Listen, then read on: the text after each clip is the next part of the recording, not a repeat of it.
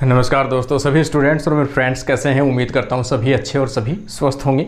आज अपन डिस्कस करने वाले वापस से आपके जो एमसीक्यू है डेली की जो अपन ने सीरीज स्टार्ट कर रखी है उसी को आगे बढ़ाते हुए आज अपन चल रहे हैं। आरपीएससी का जो पेपर हुआ था उसी का सॉल्यूशन जो है वो अपन ने ले रखा है।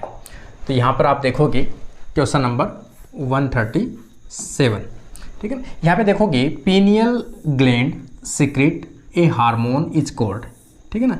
पीनियल ग्लैंड के द्वारा एक हार्मोन सीक्रेट किया जाता है, उस हार्मोन को क्या कहा जाता है। तो ये सबको कॉमन सा पता है कि ये मेलेटोनिन हार्मोन के नाम से जाना जाता है, melatonin hormone.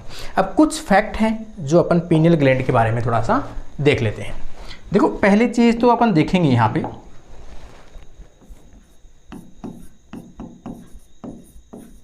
Pineal gland. Pineal gland एक मटर के दाने के समान छोटी सी स्ट्रक्चर होती है, जो खास तौर से आप इस प्रकार की स्ट्रक्चर यदि देखते हो तो ब्रेन के इस वाले पार्ट में यहाँ पे आप देखोगे एपिथैलेमस यहाँ पे होती है पीनियल ग्लैंड। और कहाँ पे होती है ये हमेशा होती है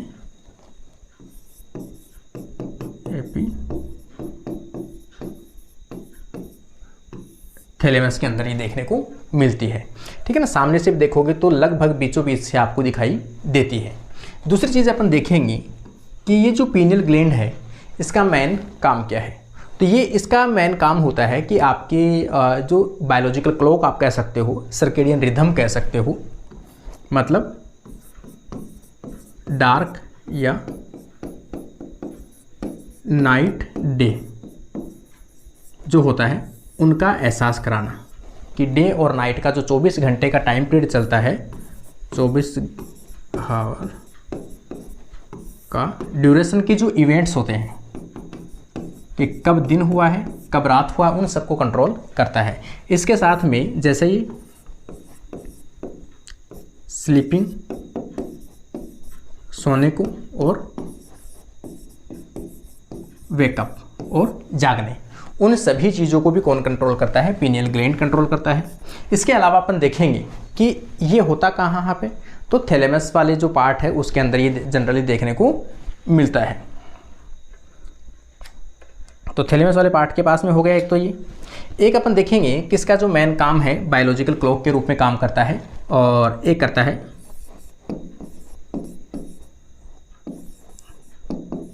सर्केडियन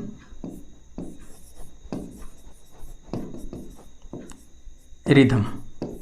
सर्केडियन रिदम जो है, जो अभी मैंने आपको ये बताया इवेंट जो होती है 24 घंटे की, दिन और रात, उसको किस प्रकार से मैनेज करता है वो अपने टाइम को, उसके अंदर होने वाली जितनी भी घटनाएं या सीरीज होती है इवेंट्स की, उसको अपन क्या कहते हैं, सर्केडियन रिदम होता है। कितने 24 घंटे के अंदर होने वाली इवेंट की जो सीरीज होती है उसे क्या कहते हैं, सर्केडियन रिदम कहते हैं, या फिर इसे अपन बायोलॉजिकल क्लॉक के नाम से भी जाना जाता है। तो इन सबको भी कौन कंट्रोल करता है, तो पीनियल ग्लैंड जो है वो कंट्रोल करता है। पीनियल ग्लैंड को कौन कंट्रोल करता है, तो यहाँ पर अपन देखेंगे सुप्राकाइजमेटा जो होता है ना, उसे क्या बोलते हैं, सुप्रा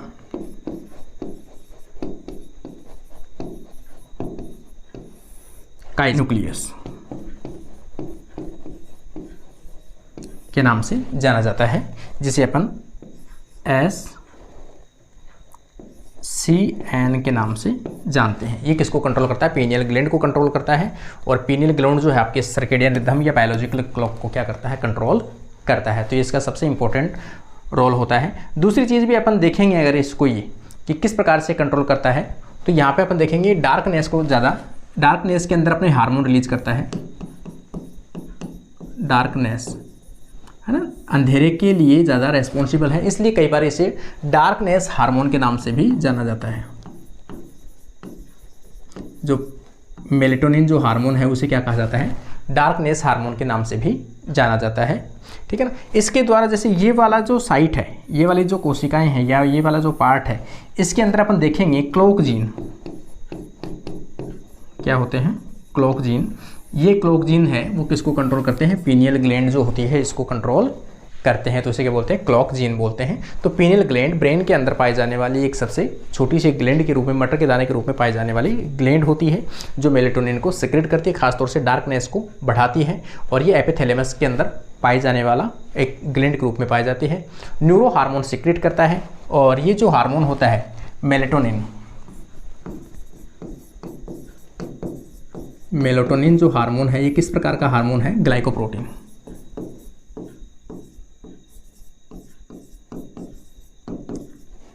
ग्लाइकोप्रोटीन हार्मोन है ये, ठीक है ना। तो ये इसके बारे में थोड़ा सा जो फैक्ट है वो मैंने आपके सामने रखे हैं कि भी इसके अंदर क्या क्या होता है। आगे अपन अगला क्वेश्चन अगर अपन देखेंगे, देखो यहाँ पे अगला क्वेश्चन ये तो वो है, वृत्त चित्र या पाई चित्र बनाने के लिए वृत्त के क्षेत्रफल की गणना की जाती है तो पाई आर स्क्वायर होता है। ये इसका राइट आंसर डी ऑप्शन हो जाएगा। आगे अपन यहाँ पे देखेंगे 142 के अंदर, the volume of air inspired और expired during the normal respiration.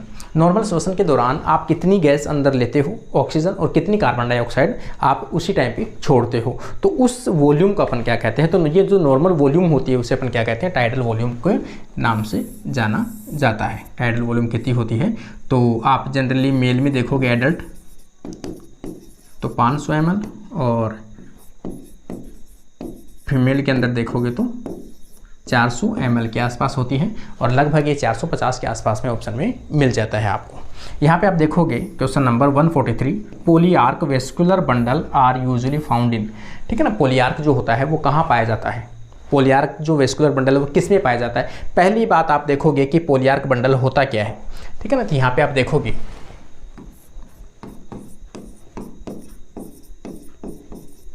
पोलीआर्क bundle. अब इसका मतलब पोलीआर्क का मतलब होता है, यहाँ पे जो आर्क टर्म लिया गया है ये किससे है, जाइलम से। जैसे लिया गया है, जाइलम से लिया गया है। तो खास तौर से जो मोनोपोट की रूट्स है, मोनोपोट रूट्स जो हैं इनके अंदर कुछ इस प्रकार की स्ट्रक्चर पाई जाती है कि इसमें जाइलम जो है, जाइलम के भी आप दो प्रकार के पार्ट देखोगे। एक होता है जैसे मान लो कि यहाँ पे आप देखोगे कुछ इस प्रकार की सेल्स होती है, फिर इस प्रकार की सेल होती है, इस प्रकार की सेल होती है। ये होता है मेटा जाइलम, और जो सेल अभी बनी है उसे क्या बोलते हैं, प्रोटो जाइलम, ठीक है ना। प्रोटोजाइलम यदि बाहर की तरफ होता है तो उसे अपन क्या बोलते हैं, एक्जार्क। और यदि मेटाजाइलम बाहर की तरफ होती है तो उसे अपन क्या बोलते हैं, मतलब प्रोटोजाइलम जो है इस पे डिपेंड करता है। प्रोटोजाइलम जो है यदि ये अपन देखेंगे ये एक के कोई रूट का पार्ट है, और प्रोटोजाइलम है वो यहाँ पे है, इस प्रकार की स्ट्रक्चर है, ये प्रोटोजाइलम है अंदर की तरफ, और ये क्या है, मेटाजाइलम है बाहर की तरफ। तो कौन सा हो गया, उसे क्या बोलेंगे, एंडार्क। उसे एंडार्क बोलेंगे। यदि दूसरी कंडीशन अपन यहाँ पे देखेंगे कि बाहर की तरफ इस प्रकार की स्ट्रक्चर है, कि बाहर की तरफ क्या है, प्रोटोजाइलम, और अंदर की तरफ क्या है, मेटाजाइलम। यदि प्रोटोजाइलम बाहर होता है तो उसे क्या बोलते हैं, एक्जार्क के नाम से जानते हैं। अब अगर ऐसी स्ट्रक्चर अपन बनाएं, ठीक है ना, इनकी जाइलम के द्वारा, कि ये कोई स्ट्रक्चर है, जैसे यहाँ पे देख लेते हैं अपन, एक ये स्ट्रक्चर है, ये कोई स्ट्रक्चर है। इस स्ट्रक्चर में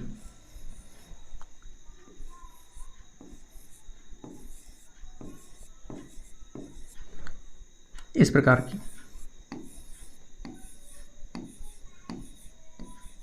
की स्ट्रक्चर है, तो ये क्या है, इसमें कितने आर्क है, डाई आर्क है, दो है, एक इधर है और एक इधर है। तो ये कैसा है, डाई आर्क है। एक होता है ट्राई आर्क, यदि इसी को अपन ऐसे बना दें,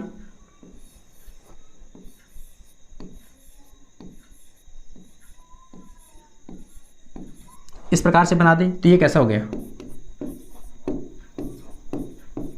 ट्राई आर्क हो गया। यदि एक और बना दे आर्क यहां पे अपन जाइलम का, इस प्रकार की स्ट्रक्चर यदि और बना दे तो ये कैसा हो गया, टेट्रार्क हो गया। ये टेट्रार्क हो गया। यदि इससे भी अधिक पाई जाती हो स्ट्रक्चर, यहाँ पे ऐसी स्ट्रक्चर पाई जाती हो,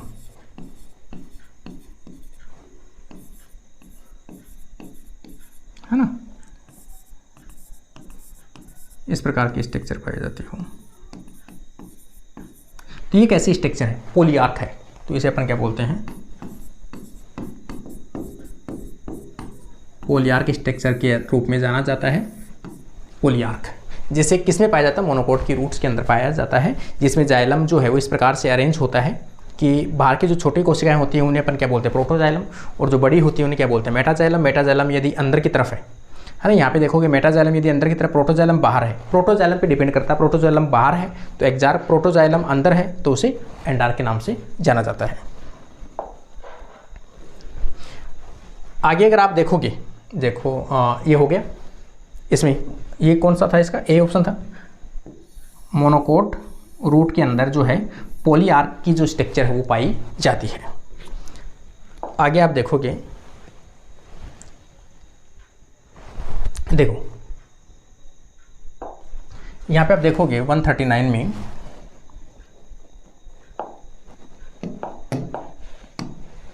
इन human kidney renin is released mainly by, कि रेनिन जो हार्मोन है वो रिलीज किया जाता है किडनी के द्वारा। पहला क्वेश्चन तो यही है कि ये कई बार एग्जाम में क्वेश्चन पूछा जा चुका है कि रेनिन हार्मोन किसके द्वारा रिलीज किया जाता है, या ऐसा कौन सा हार्मोन है जो किडनी के द्वारा रिलीज किया जाता है। तो कॉमन पता नहीं होता है, ठीक है ना, किडनी के द्वारा कौन सा हार्मोन, तो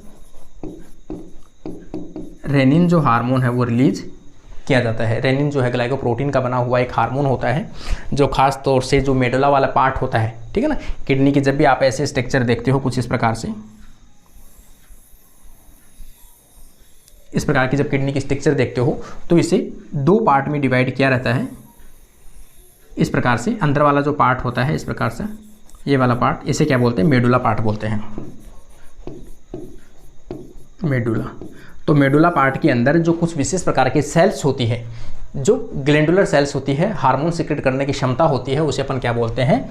जस्ट ग्लोमेरुलर सेल्स या जस्टा ग्लोमेरुलर सेल्स के नाम से जानते हैं, जो मेडुलर पार्ट के अंदर पाई जाती है। और रेनिन हार्मोन को रिलीज किया जाता है। रेनिन हार्मोन खास तौर से कब रिलीज किया जाता है? तो आप देखोगे कि जो ब्लड है, ब्लड के अंदर जो प्रेशर है, प्रेशर कब कितना हो जाए? एकदम कम हो जाए, मतलब अपन कह सकते हैं जो बीपी है वो लो हो जाती है, उस टाइम पर रेनिन हार्मोन जो है किडनी के द्वारा रिलीज किया जाता है और क्या बढ़ाता है? बीपी को बढ़ाता है, बीपी को बढ़ाता है। और बीपी जैसे ही बढ़ेगी, और बीपी जैसे ही बढ़ेगी, बढ़ते ही किसको सिग्नल देगा?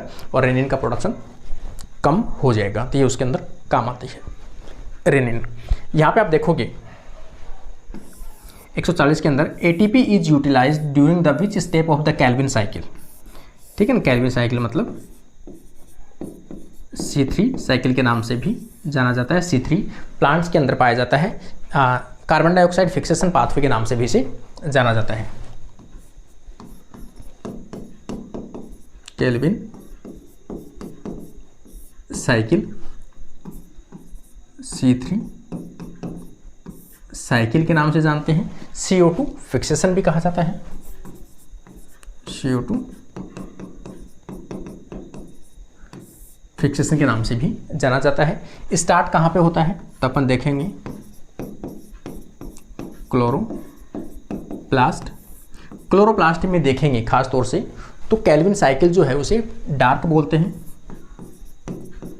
डार्क साइकिल के नाम से जाना जाता है। डार्क रिएक्शन कह सकते हो, डार्क रिएक्शन जो होती है क्लोरोप्लास्ट में कहाँ होती है? तो अपन कहेंगे स्ट्रोमा के अंदर होती है। स्ट्रोमा मतलब जो साइटोप्लाज्म प्रकार का जो लिक्विड होता है, इसके अंदर क्लोरोप्लास्ट के अंदर इस प्रकार से, क्लोरोप्लास्ट का आप जब स्ट्रक्चर देखते हो तो उसके अंदर इस प्रकार से जो ग्रेना है वो व्यवस्थित रहते हैं, इस प्रकार से।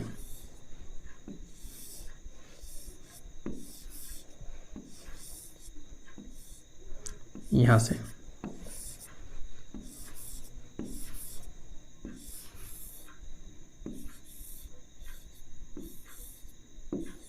ये क्या होते हैं? ग्रेना होते हैं। ग्रेना के अलावा जो बीच में लिक्विड होता है, यहाँ पे अपन देखेंगे इस पार्ट को अपन क्या बोलते हैं, स्ट्रोमा पार्ट बोलते हैं, स्ट्रोमा।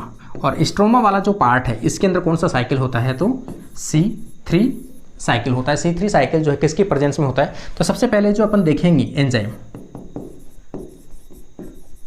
एंजाइम की प्रेजेंस में होता है, जिसे अपन क्या कहते हैं, रूबिस्को के नाम से जानते हैं, राइबोलोज 1,5-बिस-फॉस्फेट कार्बोक्सिलेज एंड ऑक्सीजनेज, ये एक एंजाइम है, ठीक है ना, राइबोलोज 1,5-बिस-फॉस्फेटेज कार्बोक्सिलेज और ऑक्सीजनेज। इसमें इसका जो सबस्ट्रेट होता है, ये इसमें सबस्ट्रेट जो होता है वो होता है 5 कार्बन का मॉलिक्यूल, RuBP, कितने कार्बन का है, 5 कार्बन का है।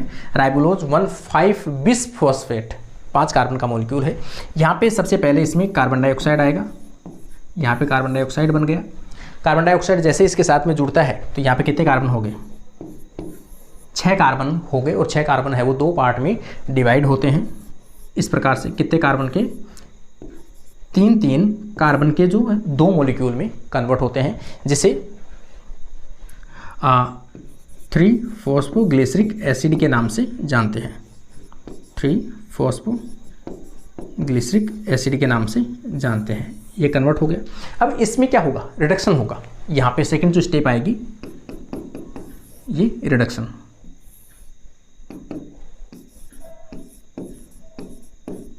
इसे क्या बोलेंगे अपन, रिडक्शन बोलेंगे। और रिडक्शन के अंदर यहाँ पे अपन देखेंगे ATP प्लस NADPH2 जो है वो यूज में आएंगे। और ये कहाँ से आते हैं, लाइट रिएक्शन से।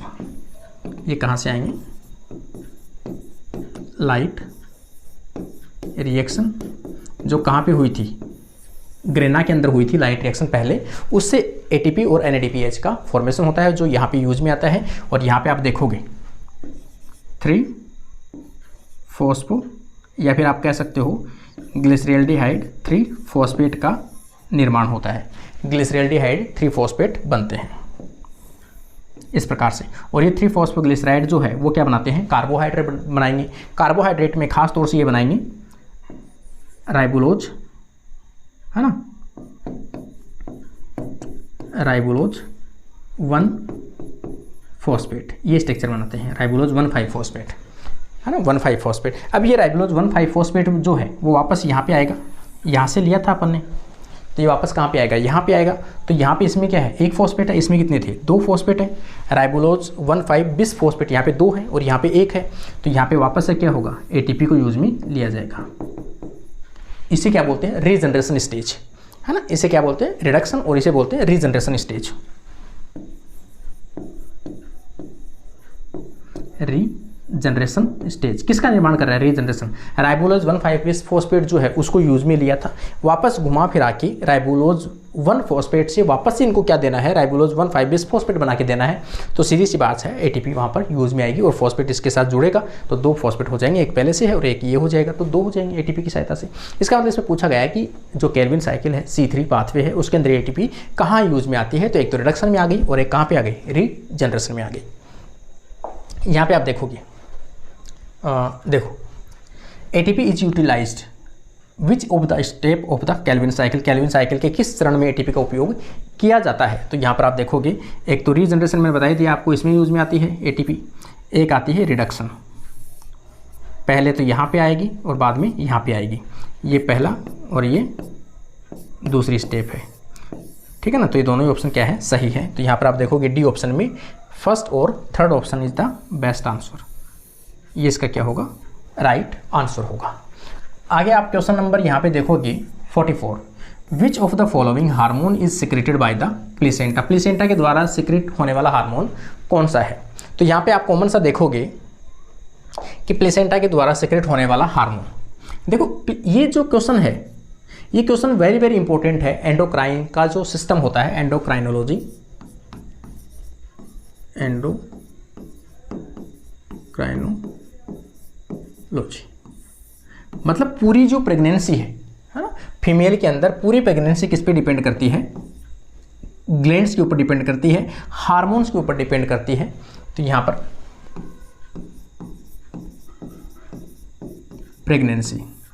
प्रेगनेंसी में क्या पूछा गया है, प्लेसेंटा के द्वारा रिलीज हार्मोन। तो यहाँ पर आप देखोगे प्लेसेंटा जैसे निर्माण होता है, निर्माण होते ही सबसे पहले हार्मोन जो रिलीज किया जाता है वो किया जाता है ह्यूमन, ठीक है ना, ह्यूमन कोरियोनिक गोनेडोट्रोपिन हार्मोन जो है वो रिलीज किया जाता है। किसके द्वारा रिलीज किया जाता है, प्लेसेंटा के द्वारा रिलीज किया जाता है। इसका नाम क्या है, ह्यूमन कोरियोनिक गोनेडोट्रोपिन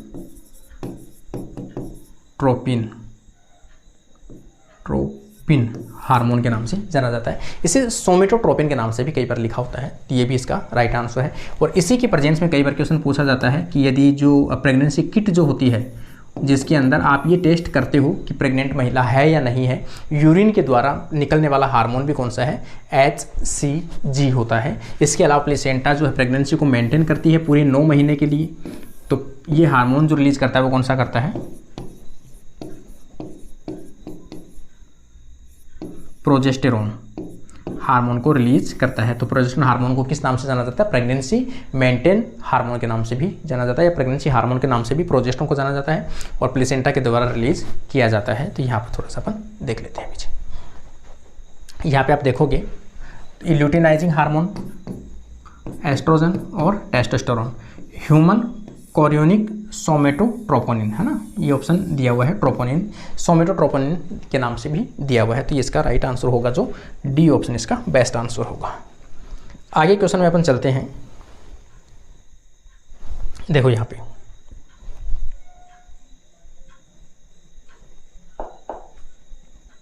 देखो क्वेश्चन नंबर 141 में दिया हुआ है, species which have high fecundity, high growth rate and small body size are typically, उसे अपन क्या कहेंगे। देखो जब भी इकोलॉजी आप पढ़ते हो तो 2 प्रकार की स्पीसीज सामने आती है, एक आती है के सिलेक्टेड और एक आती है आर सिलेक्टेड। देखो ये स्पीसीज मैं कई बार बता भी चुका हूं पहले भी, जो स्टूडेंट पहले से मेरे रेगुलर चैनल के ऊपर जुड़े हुए हैं उनको पता भी होगा, या मैंने बता रखा है पहले से भी कि आर सिलेक्टेड और के सिलेक्टेड जो स्पीसीज होती है दोनों में क्या अंतर होता है। आर सिलेक्टेड स्पीसीज का मतलब होता है सबसे पहले आने वाली जो स्पीसीज होती है किसी भी नए क्षेत्र में, किसी भी नई जगह पर आने वाली सबसे पहली जो स्पीसीज होती है वो कौन सी होती है, आर सिलेक्टेड होती है। साइज में छोटी होती है, रिप्रोडक्शन अधिक करते हैं, रिप्रोडक्शन के अंदर पूरी एनर्जी वेस्ट कर देते हैं, नंबर ऑफ प्रोजेनी बच्चे उत्पन्न करने की संख्या बहुत अधिक होती है इनकी, इसलिए क्या होती हैं, आर सिलेक्टेड होती हैं। और इनका जो ये देखेंगे के सिलेक्टेड, तो ये कैसे होते हैं, साइज में बड़े होते हैं, लिमिटेड बच्चे उत्पन्न करते हैं, पेरेंटल केयर पाई जाती है, ठीक है ना, जबकि इनमें पेरेंटल केयर नहीं पाई जाती है। अगर आपको ये पूछा जाए कि कहीं भी सक्सेशन स्टार्ट हो रहा है और सक्सेशन स्टार्ट जहाँ होता है वहाँ पर कौन सी स्पीसीज सबसे पहले आके स्टार्ट होती है, तो कौन सी होती है, आर सिलेक्टेड स्पीसीज जो होती है, प्यूनियर स्पीसीज पाई जाती है, जिनमें रीजनरेशन रीग्रोथ वो सब साइज ज़्यादा पाई जाती है। डेफिनेशन देखो, स्पीसीज विद हाई फेकेंडिटी ज़्यादा पाई जाती हो, हाई ग्रोथ रेट भी अधिक है, स्मॉल बॉडी साइज है, ये सब कैरेक्टर किसके भाई, आर सिलेक्टेड स्पीसीज के, जो मैंने बताया आपको, ठीक है ना। आर सिलेक्टेड की जो स्पीसीज है इनमें जो ग्राफ पाया जाता है वो जे से पाया जाता है, जबकि के सिलेक्टेड स्पीसीज जो है उसमें जो ये एस शेप्ड जो कर्व होता है ये पाया जाता है, किसमें, के सिलेक्टेड में, और आर सिलेक्टेड में जे शेप्ड जो होता है कर्व पाया जाता है। तो इस डेफिनेशन के अकॉर्डिंग ये जो स्पीसीज है कौन सी है, आर सिलेक्टेड स्पीसीज है। आगे अपन देखेंगे यहाँ पे 145 में, which of the following represent an ovule where the embryo sac become horse shoes की तरह घूमा हुआ एम्ब्रियो सैक जो होता है वो किस में पाया जाता है, with funicle and micropylar close to each other, ठीक है ना, कि माइक्रोपाइलर और जो फ्यूनिकल है दोनों कैसे हैं, एक दूसरे के पास पास में आ जाते हैं। ऐसी जो स्ट्रक्चर है वो किस में देखने को मिलती है, तो यहाँ पर ओव्यूल, ठीक है ना। ओव्यूल की ऐसी जो स्ट्रक्चर है कि यहाँ पे आप देखोगे, जैसे नॉर्मल स्ट्रक्चर जब भी आप देखते हो, मैं डेली बनाता भी हूँ, कि नॉर्मल स्ट्रक्चर होती है कि ये एम्ब्रियो सैक है, यहाँ पे 3 कोशिका प्रेजेंट है, पोलर न्यूक्लियाई प्रेजेंट है,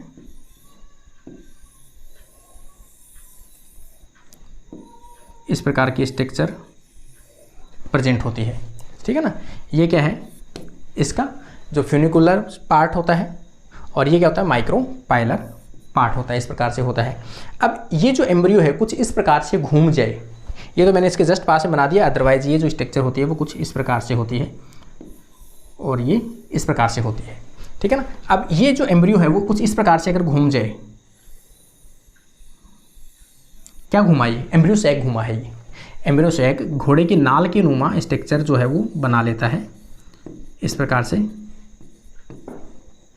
ये 3 एंटीपोडल कोशिका है, और यहाँ पे आप देखोगे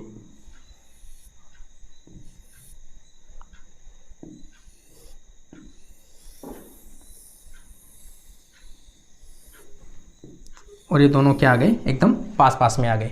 यहाँ पे माइक्रोपाइलर एंड आ गया और यहाँ पर फ्यूनिकुलस आ गया, और इस प्रकार से घूमी हुई स्ट्रक्चर जो होती है ओव्यूल की, इसे क्या बोलते हैं, एम्फीट्रोपस के नाम से जाना जाता है, एम्फीट्रोपस। तो यहाँ पर ऑप्शन में आप देखोगे जैसे इसमें ऐसे स्ट्रक्चर दी होगी नाम, देखो ये देखा है एम्फीट्रोपस।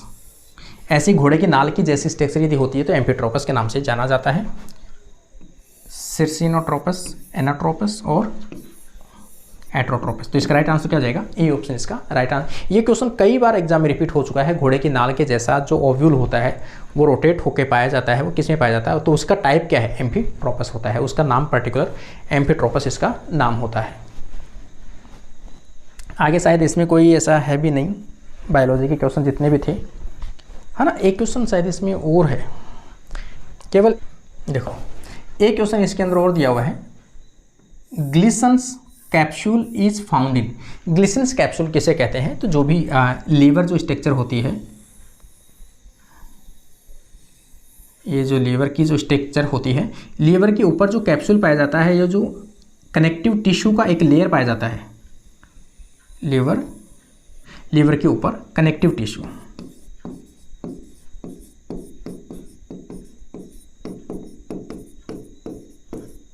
कनेक्टिव टिश्यू लेयर पाई जाती है, उसे अपन क्या कहते हैं, यहाँ पर ग्लिसन कैप्सूल के नाम से जाना जाता है। लीवर के ऊपर प्रेजेंट कैप्सूल आवरण को ग्लिसन कैप्सूल के नाम से जाना जाता है। तो यहाँ पर ऑप्शन में किडनी दिया हुआ है, गॉल ब्लैडर दिया हुआ, ब्रेन दिया और यहाँ पर लीवर दिया हुआ, तो इसका राइट आंसर क्या जाएगा, लीवर दिया हुआ है, ठीक है ना। तो ये 2022 का पेपर था वो लगभग अपना कंप्लीट हो चुका है पूरा। बायोलॉजी से जितने भी क्वेश्चंस थे वो मैंने पूरे इसमें सॉल्व करवा दिए हैं। आगे अपन 2011 का जो पेपर है वो लेके आएंगे, साथ साथ में इथोलॉजी भी चल रही है आपकी, और फिर भी कोई भी इंपॉर्टेंट टॉपिक और भी रहेगा तो वो भी अपन साथ साथ चला रहे हैं। तो कैसा लगा आप लोगों को आज का वीडियो, जरूर बताइए, आप लोग रेस्पॉन्स जरूर देके जाइए। Thank you guys.